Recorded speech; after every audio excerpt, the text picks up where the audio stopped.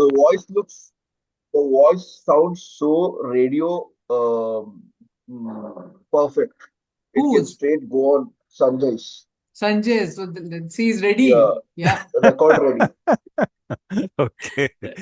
Okay, thanks very much. Uh, I just want to introduce, firstly, some of you who are here anyway, you sort of know it, all of us. But so what we do on Saturdays is part of what is called conscious facilitation, right? It's a service that we provide, and it's part of the overall organization, which is Conscious Living Center.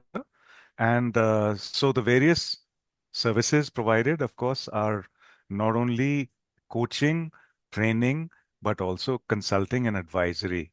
Okay, so but today is really a knowledge gain session, and this topic is a very important and interesting one, which is marketing. And I'm very glad to introduce one of our key people, which is Uday Sima.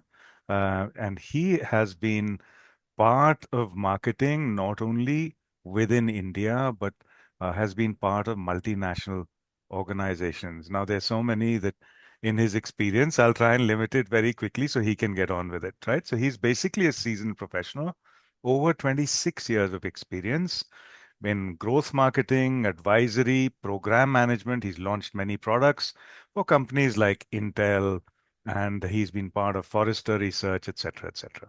So they say that life should always be like a apple blossom, beautiful and brief. So let me hand over to Mr. Uday. Please go ahead, Uday. Thank you. Thank you, Sanjay, for like a amazing introduction. And excited to take you guys through the content that I put together. Give me a minute. I will start sharing my screen. You will start with the infinity window, but hopefully the slide will start showing. Can everybody confirm? Yes, Yes. it is. Okay.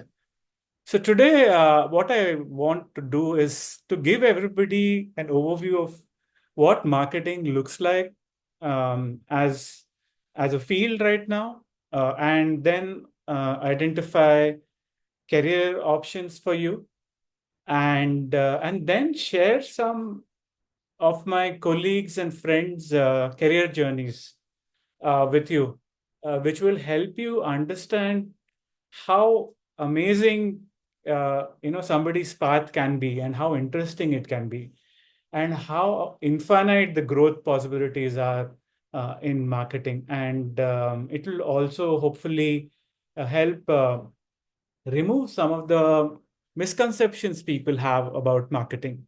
I have faced that every time I've gone to a college or an institution, what people think about marketing or what people think about digital marketing. So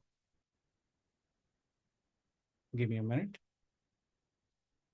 So this is the agenda. I will quickly dwell on the evolution of marketing and not spend too much time on that.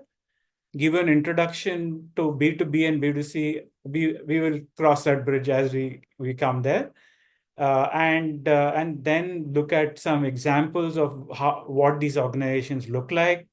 What are the career paths? How does the function work? What are the careers that are open there? Showing you some of the examples and what are the kind of skills that you need to acquire to move ahead if you choose to get into marketing. So let's look at the evolution of marketing. Um, you won't have thought about it that way, but it really started with the barter system, where people, in the 1,000 years ago, maybe even before that, in the Stone Age, right? People started producing things and then exchanging it. And there are some places like Auroville in India, in Tamil Nadu, where that barter system still exists. Moving from there, it moved into marketplaces. And in marketplaces, even now you will see in India, in the villages, there are these, what in Kannada it's called santes. People are actually doing a lot of marketing technique. They're calling out, they're putting boards, they stack their produce in a certain way to attract customers. They'll have discounts, they'll have free trials. So all that is all, is also a part of the marketplace journeys. And then, you'll see Middle East really advertising the souks, right? And farmers markets in the US, fashionable again. So that marketplace model is still very much alive. But then industrialization came in, and then it started becoming more organized, and then companies started getting formed. With that, companies started standardizing products, and then stores started getting opened, and larger storefronts started getting, created. And with that, the need for advertising came in, and mass media came in. So broadcast media like radio and television came in, which allowed these companies to advertise their products.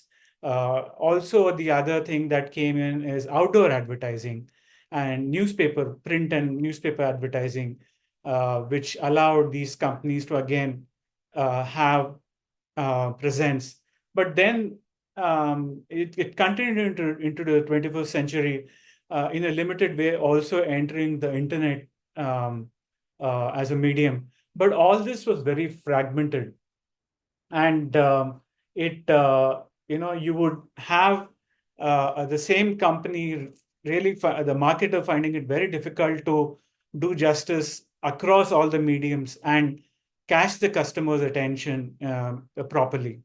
And then the internet boom happened. It really started in 2001, but really it established itself, I would say, from 2009, 2010, where people started moving to an internet-based sales model. So, and that was propelled even further with the advent of Corona, right? Where people stopped going out. And you would have seen that so many companies have actually very successfully pivoted to a pure internet-based sales model. It was also pioneered by some famous people like Michael Dell, with Dell Computers, started a direct-to-customer model. And that was unheard of in the early 2000s, which absolutely wiped out many of the people like Packard Bell, Olivetti, a lot of conventional retail store-based computer sellers actually got wiped out. So that has been the evolution of marketing. Let me go and now talk to you about what is B2B marketing. So now, question to Abhinav and Sagar and anybody else who's joined in. What do you think is B2B marketing? Have you heard this term? Yes. What does it mean? So when one business tries to sell their services or products to another business, which is not, I mean, which again uses that product or services to cater to a end customer, that is a consumer. Okay? But this might not be a consumer per se direct.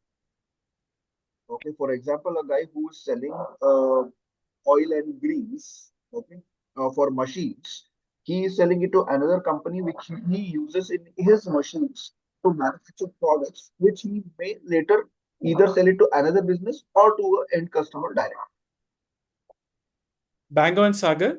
That's exactly what it is. The keywords are from one business to another business, and it is product or service.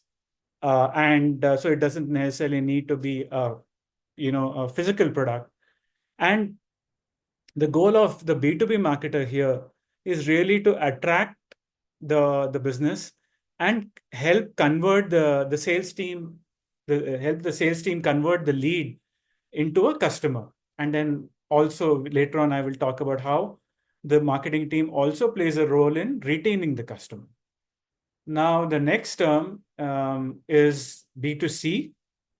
Sagar or Abhinav or the team, what do you think B2C means? It's Business to the customer. product or yeah, Please. where the end customer you target the end customers straight away. For example, I bake a cake, and I set up a bakery, and the customer comes there, buys the cake, eats it. Exactly, exactly. So that is B2C, where B2C stands for business to consumer, and it refers to a business model where a company sells products or services directly to individual customers.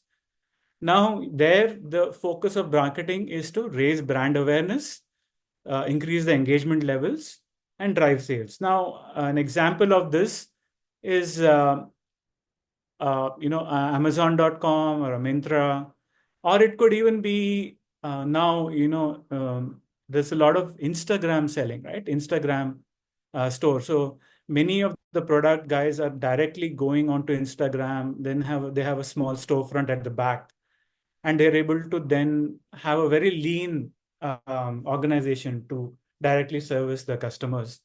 The other advantage of these things, these strategies, is they're able to build a direct, what do you say, rapport with the customer, and they're able to stay in touch.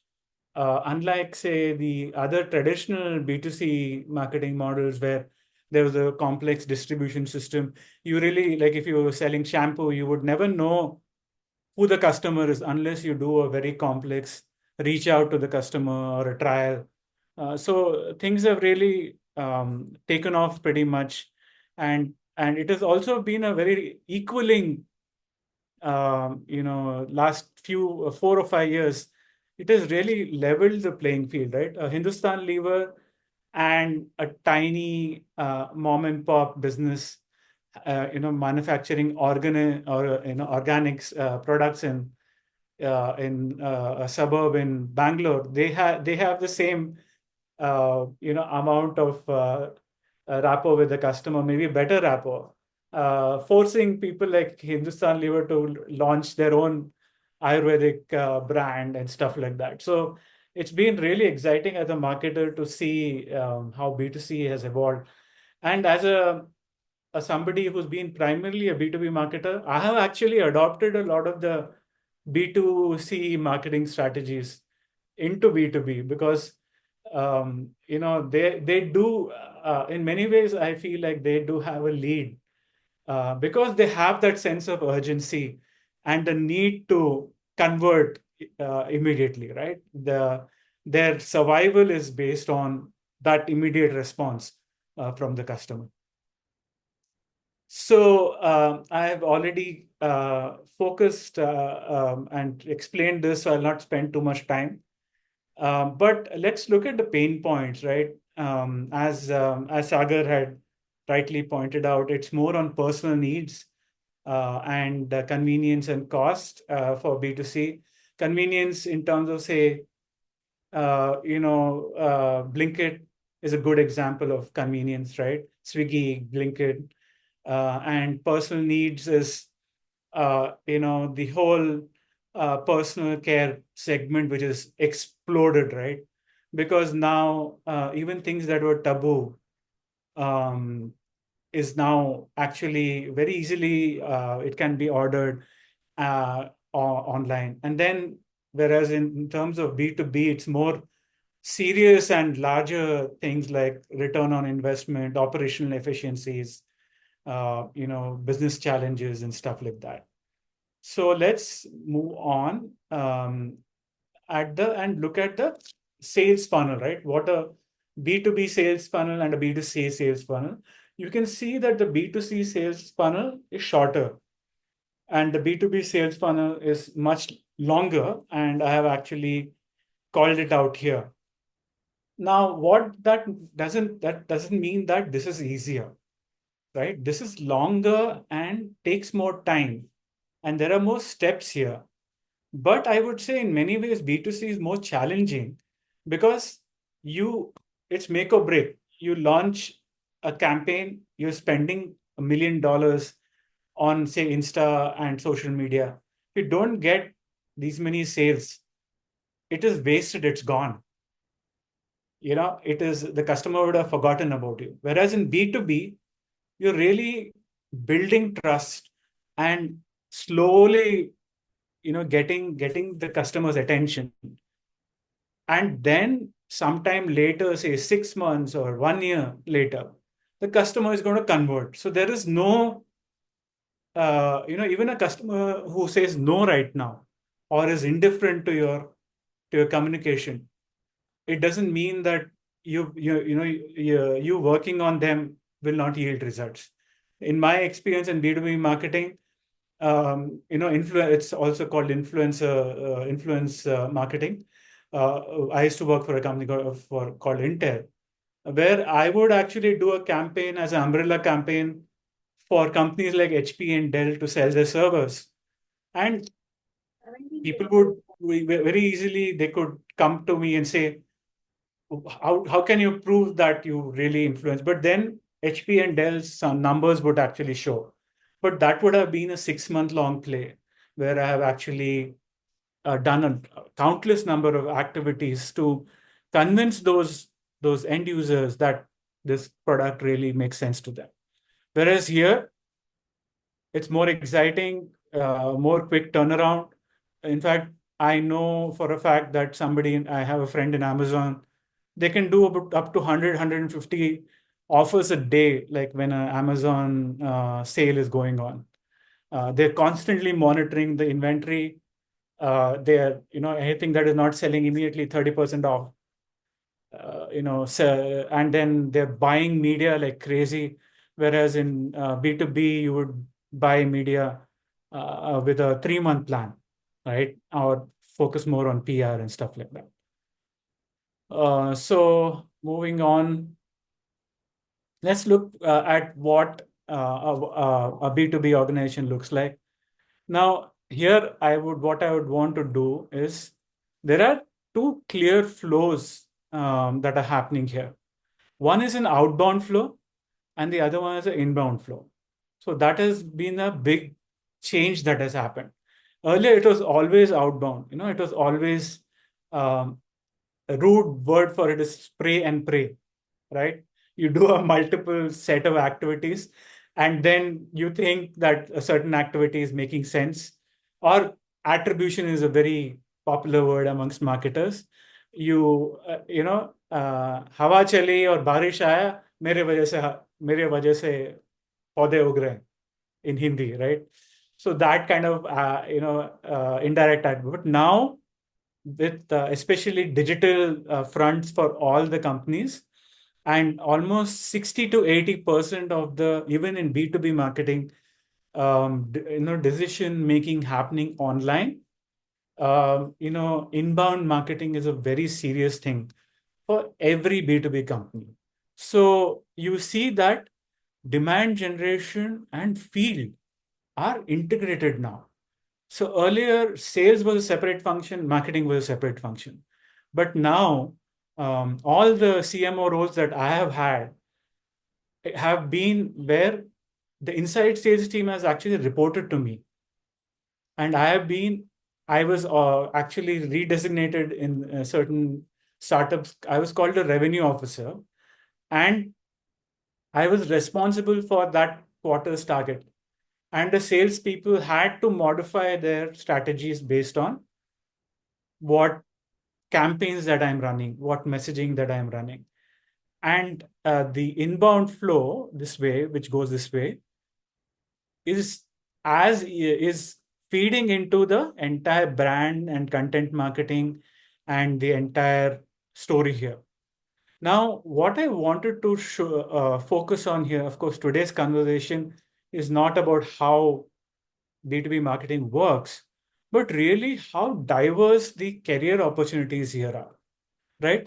So it's not only about digital marketing, or it's not about, doing content and copy. You can see there's even design and UX, there's video. Then there is this new animal that has come, which is called developer relations. So, especially for software as a service platforms, they have to, convince other people to build solutions on using their tools. This is a huge, and then advocacy. brand and product advocacy is a huge opportunity, especially for people who start as techies. I have seen a lot of techies actually do very well in this because they have the dual advantage of being very sound in product and technology, and customers trust them when they go out and speak, right, for the brand.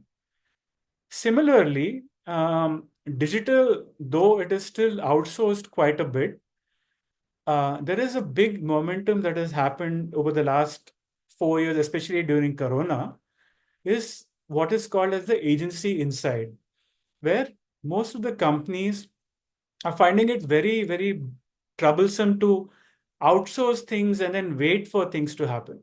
So they have started hiring talent inside or developing talent inside. So it's very easy for somebody who was, say got tired of doing certain coding job to pivot into digital, right? By learning new skills. And this especially becomes very important because of self-serve model evolving. So what is happening is that slowly, right from salesforce.com to most of the, especially in software, most of the customers have started going ahead and purchasing the product and even configuring the product on their own. You could take your own little example like Canva. We really never spoke to anybody in Canva, but we did buy Canva, or even buying Office 365. Nobody from Microsoft really, came to us. Even if they came and sold to us, they'll just give you a paper license, and then you have to sit down and do the whole thing. But at the back of this is actually marketing and helping in the entire process. Then product marketing is actually very closely woven with the product team. So there's a product management team, and then there is a marketing team on top of it. So that most of the time I have seen product management people evolving into product marketing, or in smaller organizations, it's a dual function. And many times the CTO of the company is actually owning this function along with the CMO. And marketing, believe it or not, marketing also helps decide the pricing.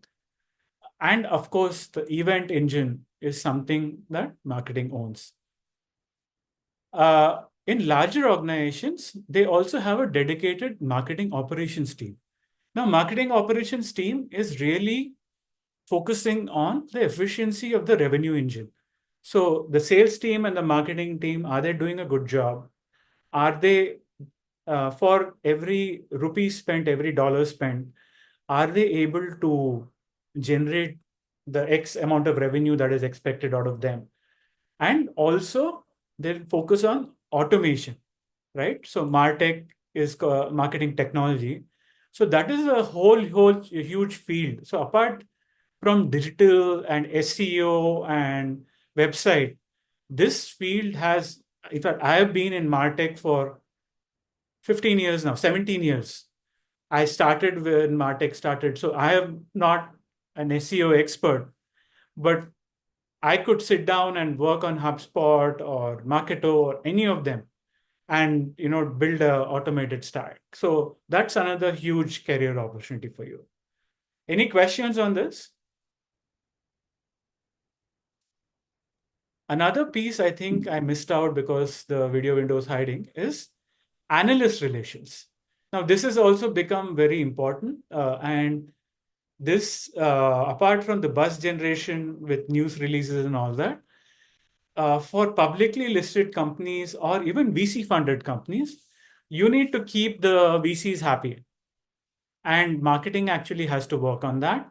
There is also a piece where for product companies, they need to work with companies like G2 to make sure that there is a favorable buzz online. So when a customer is looking at reviews or product reviews, they will have so you will have to actually influence, and you'll have to create content for them. So it's a huge, vast field, B2B marketing, and it doesn't change with the size of the company.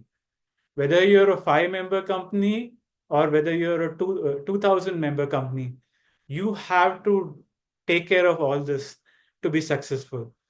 You'll have to prioritize based on the stage of growth that you're on, but you have to ultimately consider all the elements and move ahead with that. So that prioritization is something that every CMO looks at.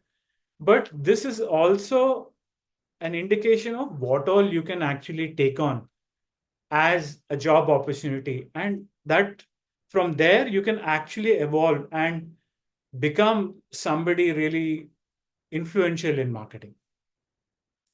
Now, let's look at another very important part of marketing, which I bet you wouldn't have really thought about as a part of marketing, which is called customer success. And this has especially become big with the SaaS momentum, which is about 7-8 years, which is, yes, subscription-based models have become common now, right? Nobody buys software outright, or even anything else, like even say a Netflix. Everybody works on subscription. Now, how do you retain that subscription? How do you make sure that they're spending more when they renew? How do you make sure that once they've bought the product, they actually their deployment experience, their installation experience, their first usage experience is very pleasant? And how do you make sure that they continue to use the product through the year? That's very important, because you could convince them to buy, go for a subscription, but if they don't use it by the time the renewal comes, they will not want to renew the product. So this customer success team typically works hand in hand with the product team and the marketing team. And they typically, the marketing team and the customer success team also get a renewal and a renewal target and a retention target. And the organization's growth is a a subset of both expansion, adding new customers, and retention, which is a part of renewal. And then how is the attrition being? How many customers are leaving your platform, and how have you reduced that? So there is this whole complex organization, which can be put together for customer success. But you will see that an interesting part, customer support is a part of customer success. So you have to be listening to the customer's feedback, and you should be listening to all the calls. And so therefore, a lot of people I know have been able to start as just regular, deployment guys, implementation, onboarding guys, deployment guys, and have actually gone into customer success and actually have gone into marketing, right? Because they are so strong on the product, and so they become the voice of the customer, right? And therefore, they then become the best people to do the training to the customer, future customers, and then going ahead doing the messaging and marketing for the product. So here's another path, right? Who would have thought that customer success somebody in customer success and support could actually pivot into marketing? So training is both a support function and now very important revenue function. So most of the SaaS products charge for training.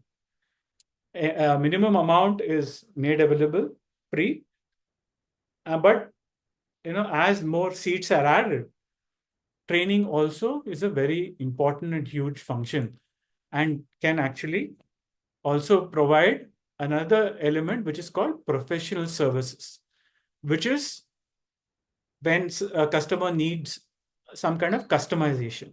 Now, here again, why marketing gets involved is because a sale is required. When a customer says, I want to make changes to this particular product that I have, that you're giving me standard product, immediately it needs to go back into marketing and sales, and then a proposal needs to be built. And therefore, there will be in customer success, there will be a professional services team where you'll need to have both marketing and proposal building skills, along with the ability to configure a solution. And these typically are both technical and marketing guys. Any questions so far? Okay. Now let's look at what I always call the more happening and more glamorous part of marketing, which is B2C, right? If you say that you work for Schneider, nobody is going to raise an eyebrow. But if you say you work for Swiggy, everybody, oh, wow, okay. but I would say they're equally complex. But here you see, it clearly looks more like an advertising agency, right? So there is a team, a creative team, there's a creative head in-house. They will have a studio, they're taking product shots all the time. So let's take an example of, say, e-commerce storefront like Amazon. Then there'll be somebody, this is very important for them, which is marketing analytics. There'll be somebody who's constantly, they'll typically have a big dashboard, right? If you've seen the movie The Intern, they show an e-commerce company, right, which sells clothes, and they're always looking at the various districts in the US. Where are the shopping carts, closures happening better? Where are the shopping cart exits happening? So it's a very exciting career. And typically, what I've seen is the path. There are two paths that I've seen succeeding here. One is, of course, the engineer MBA guys who kind of get into strategic level work, and then the creative types, right? The design and the creative types. So uh, either you're good in writing, or you're a good graphics designer, or now a videographer. The other thing is, um, there is this whole social media piece, which is the content marketing piece, which you have to be very good at. And then you need to be very good at the Google part, the Facebook retargeting part, affiliate marketing in terms of tie-ups with the other sites. So at any given time, you can start with these core skills and then be a part of an organization like this. But then that doesn't really um, it doesn't really bracket you there. For example, one of my friends, she started in Amazon as a content writer, right? Because she was in Times of India before that, but now she actually is heading an entire category of products. So she's a merchandiser at Amazon. And if you see her qualifications, she's a BA honors in English and then done a master's in journalism.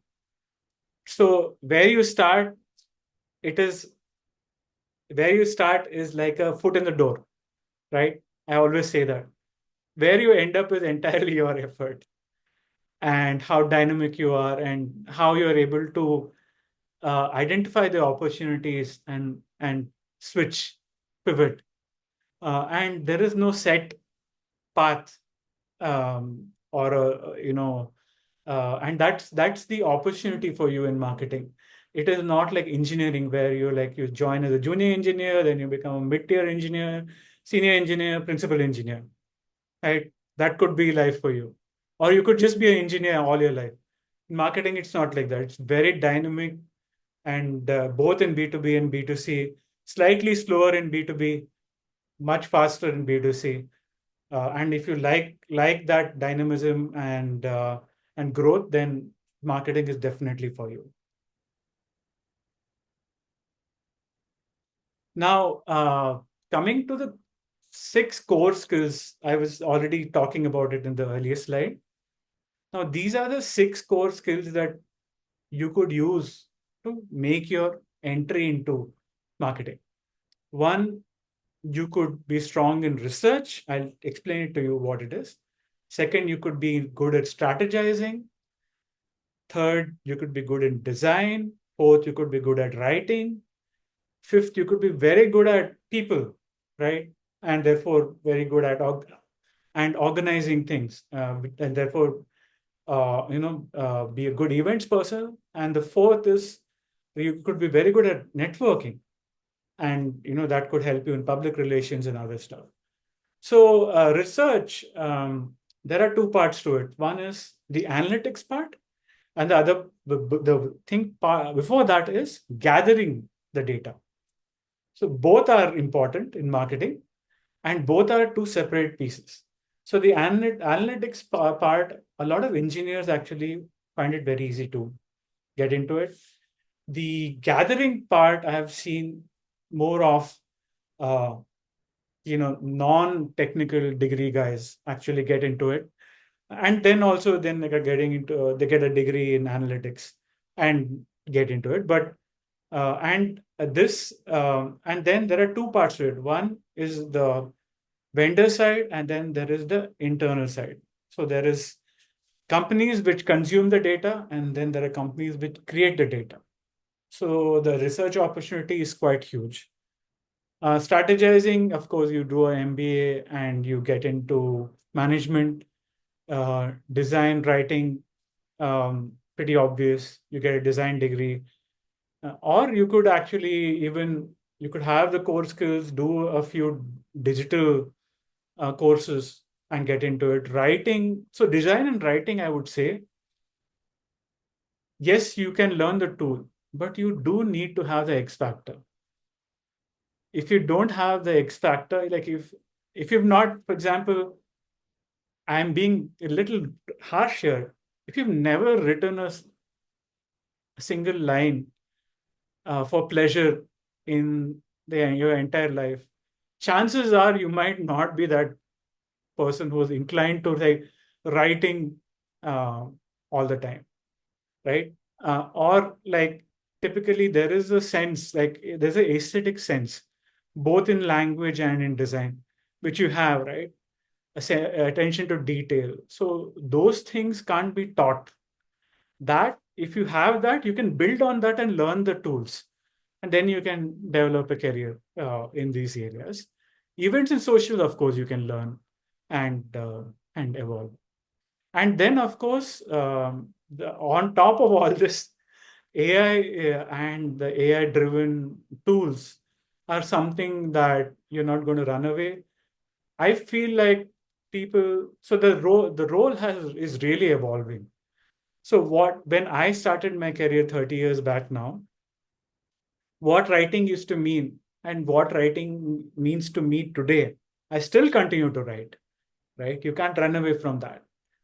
I started my career as a writer and I still write every day, but it means a very different thing with AI. I'm able to leverage AI to my advantage and move forward. So that's the way you need to look at AI, but you need to understand it and what it means. And you can't, and then today AI came in. Automation came in 17 years ago. So the automation part has now gone away, has become like almost a commodity. Now, after AI, something else will come. Now, if you want to have a long career, you need to keep ahead of the curve and keep adopting and embracing all these changes. And that's how you'll be able to move forward. Now, to illustrate this, I will give you some examples of people, real life people. And um, let me start with an example of, say, an engineer. And Sanjay, you can join me on this discussion. Um, so I'd like to start with an example of my um, friend and colleague Ashish Shah. And let me go into his profile, or maybe I can just quickly give you a summary. So Ashish is a graduate in computer science, okay, and but he was very good in communication, and he was always good at writing. So he used to write for his college magazine. He used to write poetry and stuff like that. And so therefore he decided to pivot out of computer science, though his first job was as a software engineer. And he worked for a few years, and then he did an MBA in marketing and sales management from SP from Narsi Monji. And then interesting thing he did was he chose marketing research as the first entry point into marketing, and he worked for a company called IMRB, Indian Market Research Bureau. And so he became very strong at understanding, and he focused on business to consumer. So he developed this ability to understand and the customer very well, and understand the trends. And guess what? After that, he joined a cosmetic company called L'Oreal, right? And L'Oreal, he was a brand manager, and he was heading the shampoo division, a particular category. You might remember the Aishwarya Rai campaign. So he was one of the guys instrumental in that. And from L'Oreal, the digital content revolution was just happening. So guess what his next move was? He moved to a company called Hungama, right? Hungama, if you guys don't know, owns the digital rights of 50% of all the music in India, right? Um, and so he got into Hungama, and that's where I met him. I was at Intel, and I was driving the consumer strategy. And then guess what? I was able to pull him into Intel, where from Hungama, and where he then started um, helping build the App Store uh, for Intel. And from that, he moved into he got into the B2B team, business to business team at Intel, started doing server and cloud marketing. And then from there, he joined Palo Alto Networks. So again, so from a B2C guy, he's been steadily becoming more and more and more B2B. And now, currently, he's last 4 years, I think now, he's been in Google, and he's the head of marketing for Google Cloud, right? So look at his journey. And guess what? His main focus, his strength has been always been content, which is the writing and the attention to detail, and research, right? At any given time, nobody can pull a fast one on him, right? His research brain is always, and I see him going places, right? Right now he's an India head. I'm sure he's going to become a regional head. So that is a good example of I would say a successful pivot from an engineering career to hardcore marketer, right? He breeds marketing, breeds events. He's all over, and so passionate about it. He's my age. I'll not reveal my age, but quite old, and 30 years in the industry. And if you meet him, it's electric, right? I will not get into the other profile here, but equally electric person I've met multiple times, very inspired by him. His name is Nipun Sharma, and he's currently the India CMO of Salesforce. I used to work with him when he was at Adobe. And his journey has been equally been very similar to Ashish's, but his journey has been a product-led journey. So from engineering, he got into product management. From product management, he got into product marketing, and product marketing has been his forte. From that, he got into events and sales and demand, and now he's the overall marketing head for a huge company like Salesforce. So, I have a quick question for you, yeah, Uday, yeah, on the previous one. yeah. So one of my mentors, who was a genius in marketing, used to ask this trick question, and these were in interviews with very senior people who were applying for, let's say, director of marketing or chief marketing officer type of profiles. And he would say that, can you reduce to one sentence what is the JD, KRA, KPI of a marketing director who is joining us? So from these two, can you give us that? I know I'm tricking you with this one, but why don't you have a go at it, please? Yeah, it all boils, especially in the last 5 years, all these esoteric definitions and, Ogilvy said this, and all that has gone out of the dust, gone into the dustbin, so to speak. It all boils down to dhanda, right? So, marketing director is responsible for revenue. So he owns the revenue engine for the company, and how he gets it, whether by increasing brand awareness, whether increasing the inflow of leads or improving the conversions, that doesn't matter. The other important thing is reducing spends now these days in these challenging times. How efficient is the engine? So, but basically, he should be earning money and saving money for the company.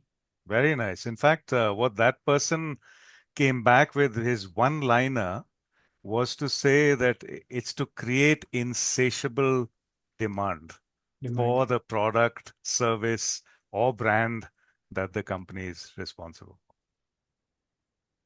Thank you. So I'll give you another example, and I'll be a little selfish and plug myself.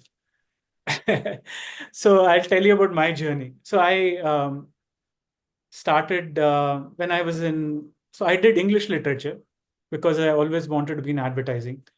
And this was about 31 years ago. So in college, I started working in an ad agency.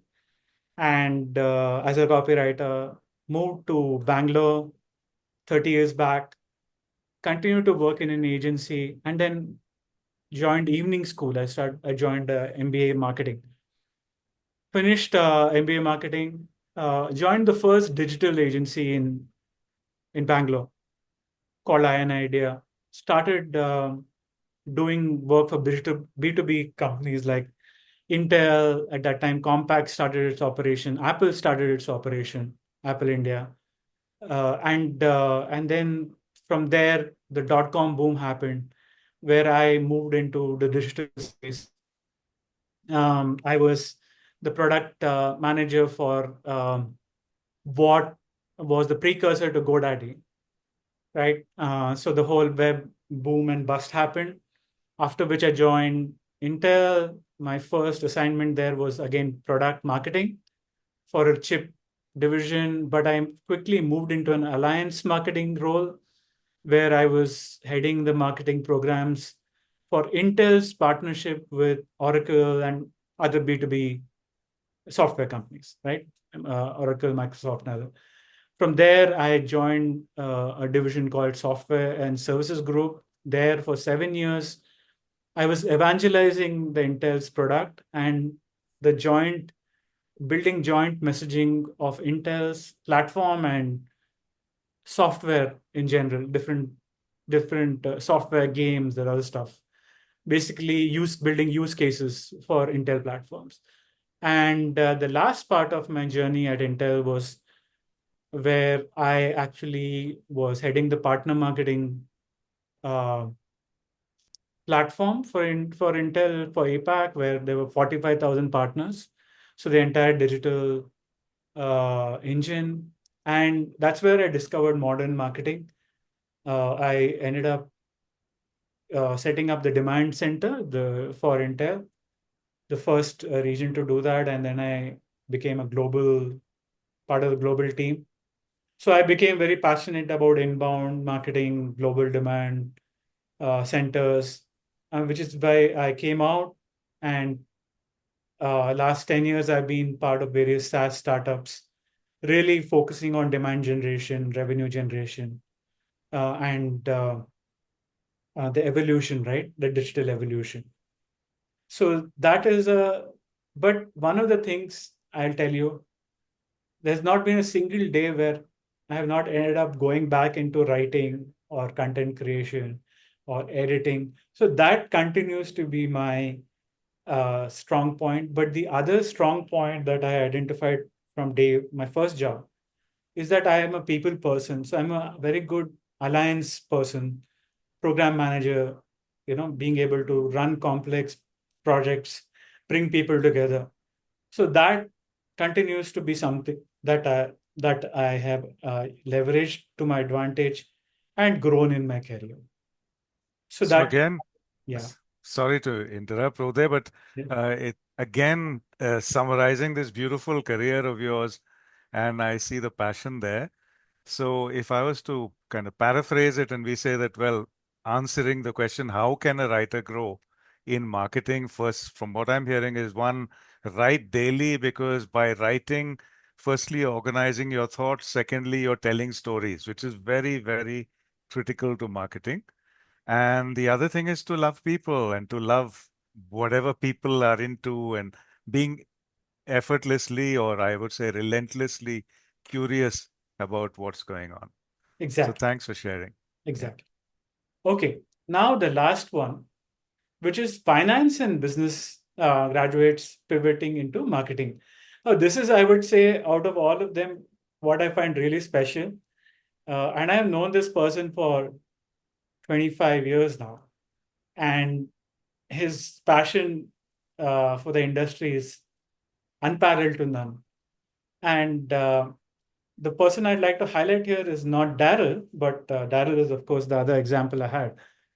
He was my colleague at Forrester. But Vishal Parekh, now this guy is some kind of a pioneer in gaming, in the gaming industry in India. But he's actually a BCom graduate, and if I'm not wrong, he's also done a ICFAI and an MBA. But the first time I met him, he was organizing a gaming tournament in Mumbai.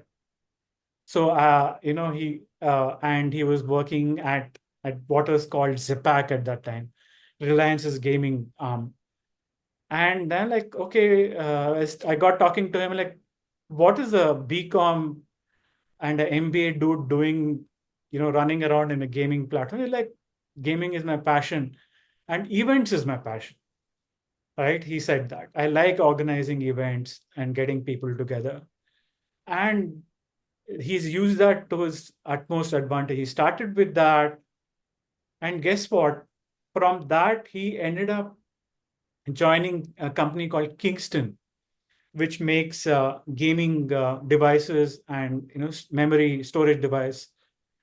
He joined just as a event guy, a PR guy, but he ended up rising to becoming the CMO of Kingston, and actually the India head of Kingston.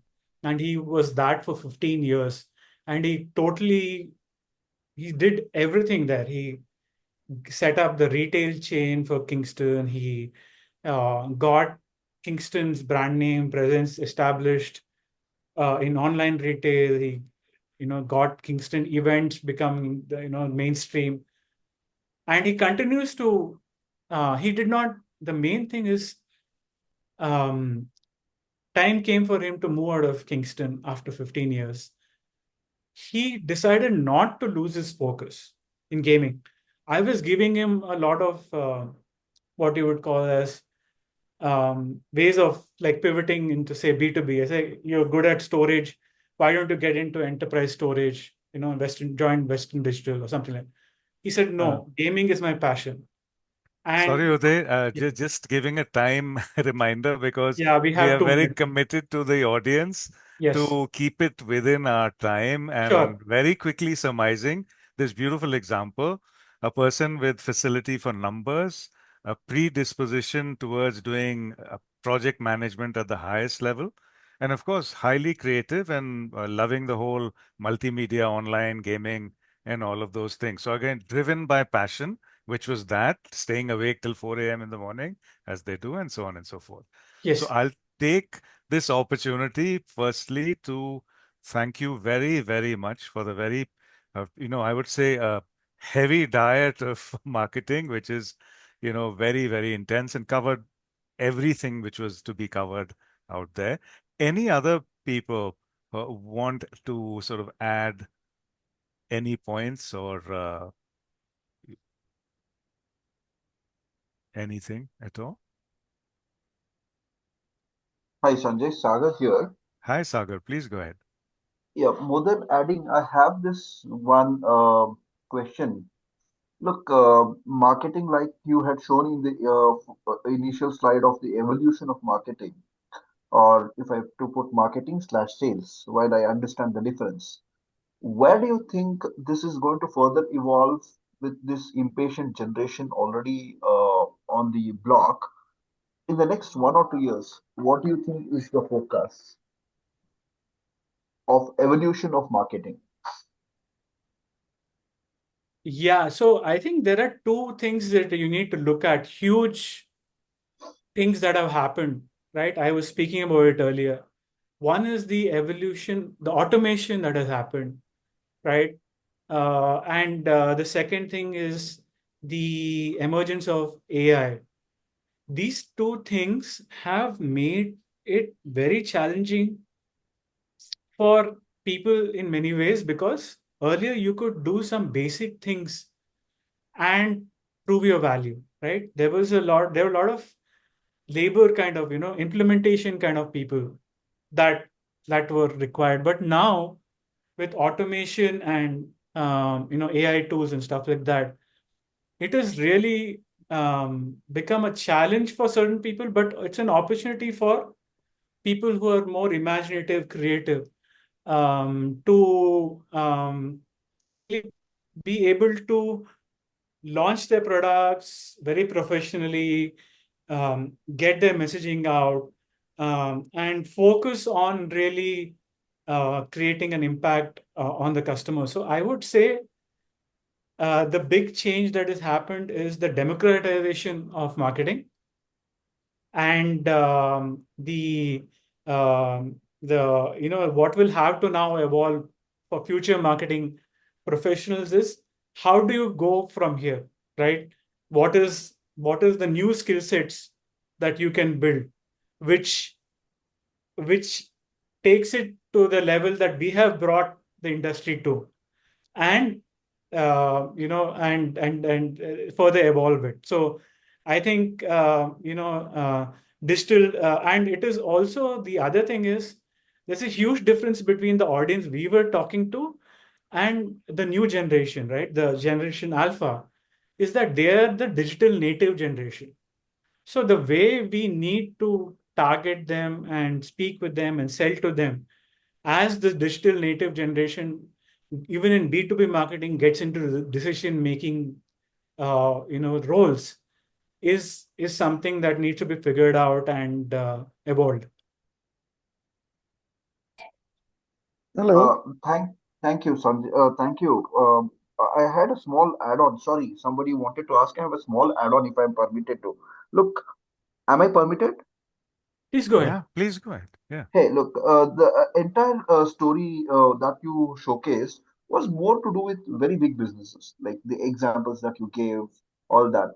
Now, this whole system or this whole, what do I say, the platform, when you look at a small business or even, for example, solopreneurs, uh, could that, could you throw, how could we correlate the whole thing?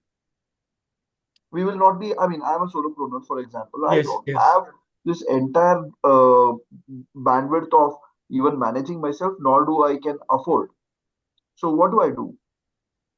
Yes. So I think it's a fair question. I would say solopreneurs have actually, with the advent of digital platforms, solopreneurs have actually gotten a much better chance right now. I see so many of my friends who have um, succeeded really well thanks to a digital platform. I'll give you an example of a lady who set up a herbal product business somewhere in a remote Karnataka. But now she's a huge brand just because she successfully represented herself on LinkedIn and on Insta and generated demand for herself. So on LinkedIn, she built a persona for herself with a CSR angle, and on Insta, she was able to promote her products. And now she's doing very well, actually winning the awards and accolades. Of course, it was a 3 4 year journey of evolving her products and establishing. It's not a overnight thing journey. I see a lot of people these days are really very successfully building their online presence and then growing. I would invite Sanjay to add to this in terms of leveraging LinkedIn. Well, there's lots of stuff that people can do as individuals, and picking up Sagar's point, as an individual. So when we say democratization, it just means it's become easier, for everyone. So you pick up AI and any of the tools, whether ChatGPT or otherwise, you can now do so much which used to be part of some marketing either department or marketing firm you hired or otherwise. People are doing such brilliant things with Canva. We had a really good session on Canva a couple of weeks ago, and so on and so forth. So, ordinary individuals now have access to these tools, which give them the same. I wouldn't say the same because MNCs have much, much more money, but at least good enough stuff so that the Generation Alpha, the give it to me now, and with brains which have been trained by dancing cats on TikTok. So they only can take about half a minute of anything.